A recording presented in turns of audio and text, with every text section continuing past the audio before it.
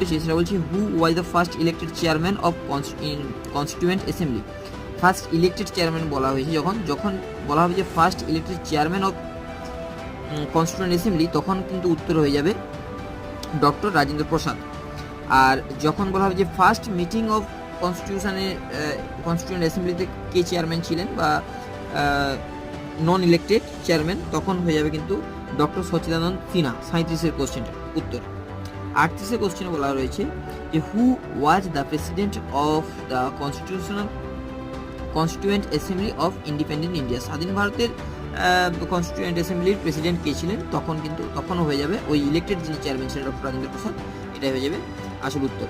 এবং 39 যে কোশ্চেনটা রয়েছে যে constituent assembly of India was established on. এই কনস্টিটিউয়েন্ট অ্যাসেম্বলি ইন্ডিয়া কবে এস্টাবলিশড হয়েছিল, সেটা হয়েছিল 9 ডিসেম্বর 1946। Option B. 40 থেকে যে কোশ্চেনটা রয়েছে দ্য রেজুলেশন ফর গিভিং